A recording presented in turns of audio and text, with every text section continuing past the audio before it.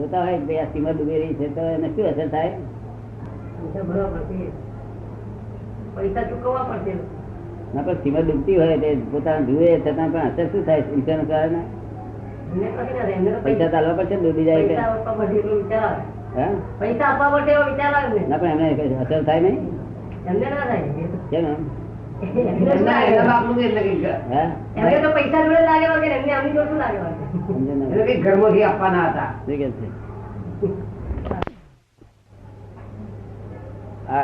આ trap record ખોઈ જાય તો સત્સંગ નો છે આખો કોને કોને ઉપાધિ થાય?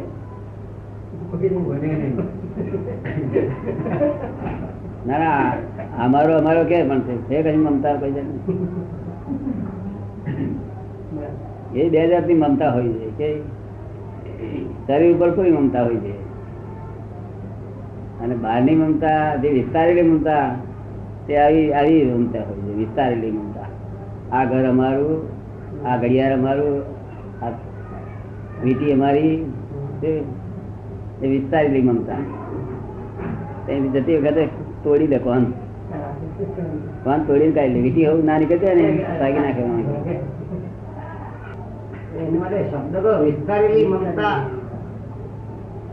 દરેક ની બાઉન્ડ્રી હોય છે ને. મકાન ની બાઉન્ડ્રી આપડે મકાન આટલું છે પછી આગળ ઉપર વિચાર કરીએ કે એની બાઉન્ડ્રી ના હોય મમતા ની. એવું થાય કે વિસ્તારેલી મમતા ઉપર રાગદ્વેષ ના હોવો જોઈએ. એવું થાય કે વિસ્તારેલી મમતા ઉપર રાગદ્વેષ ના રાખવો. આ જેમ ઇન્સ્યોરન્સ જેમ ના થાય એ રીતે હોવું જોઈએ. આગ્રહો જે હોય છે એની મમતા બહુ ભારે હોય એ જતા નથી. એ જ ભારે. હવે એ કેમ કરીને જાય એ મહત્વની વાત છે. બધા માણસો પોતપોતાના અભિપ્રાય ના આગ્રહ ઉપર ઉભા છે.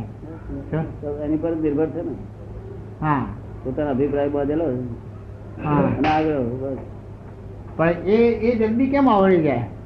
એ કેમ જલ્દી આવડી જાય? ના આવે. અભિપ્રાય નું તો મન જ બનેલું છે. હા, મન અભિપ્રાય નું બનેલું. હા, પછી એ જાય કેમ? પણ મન છે તો જાય છે. પછી તેની અસર પડે જ ને. એમાંથી છૂટા કેમ થવાય? છૂટા છે એ બધું એ અભિપ્રાય જોયા કરવા. મન શું બોલે છે તે જોયા કરવાનું. જોયા જ કરવાનું. હા, એક લે છે ને આપણે ના થાય. એ જડ છે, આપણે ચેતન છે. અચ્છા, પણ એ જળ છે તે આપણને એના ચક્કરમાં એના એ જે અભિપ્રાયોનું આવે છે અને એ ગ્રંથિઓ મોં બૂમ કરે છે તે વખતે આપણે એના પ્રવાહમાં ખેંચી જવાય છે. ખેંચી જાય છે એટલું. આ ગાડી હું એક પેલો પોળ હતો નહોતો ટ્રેન આગળ ઉભો રહેલો પ્લેટફોર્મ પર અને ગાડી આવી શું તે મને હું આમ ફરતો લાગ્યો. હું બેઠેલો કોઈ વાત શું. હા, એ નબળાઈ આપણી.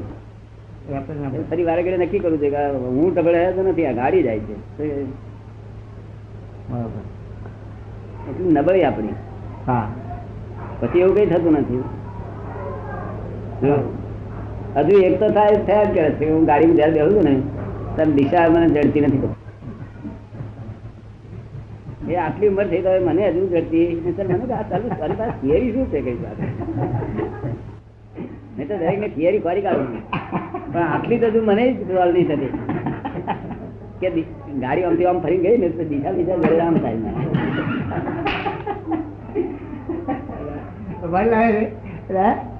આટલા મોટા ગાડી આવી વાત કરતો છે, મજા તો આવી જાય છે.